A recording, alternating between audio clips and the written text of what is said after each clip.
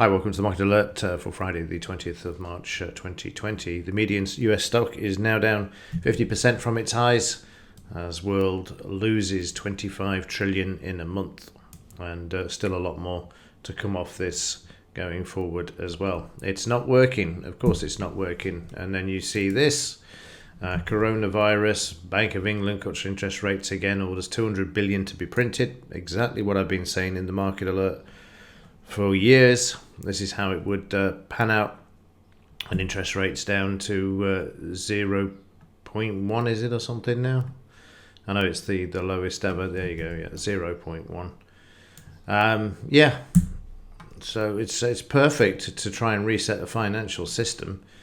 There's no doubts about that. Very, very interesting to watch this unfold, and especially having studied it for so long. Another thing as well, spoke about precious metals lots and lots of times now, out of stock. You can't get it.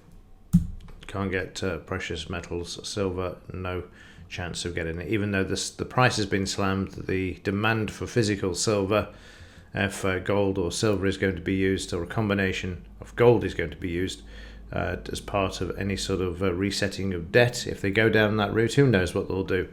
I've got a crystal ball as far as that's concerned, but in times of uncertainty, precious metals are seen as that sort of insurance for such events. The bonds came back a bit yesterday, 1.08, but still high. We've got Deutsche Bank managing to turn green there a bit. There's a bit of support there, but this is the one to watch, no doubts about that as well. Okay, let's have a look at the markets for yesterday. A bit more stable. We had some selling, and we can see all of the buying there, and then the market heading up to the BRN before it retraces to the 200 MA, and then moved higher up to the close of Wednesday. Prices then retraced to the BRN, and it became a bit of a magnet for the market, as did the close of the previous day, and then back to the BRN, back to the close. So the market overnight is moving strongly to the upside, which you can see there. It's just kicked off and is up 100, 200, 300 points as I record this. That's it in this last move, not from yesterday. It's up 700 points, I think, at the moment, somewhere in that region. So good news there. Our market is having a bit of a dead cat bounce, is what we're seeing, as you'll see here. So I'd expect this to continue today. No reason not to.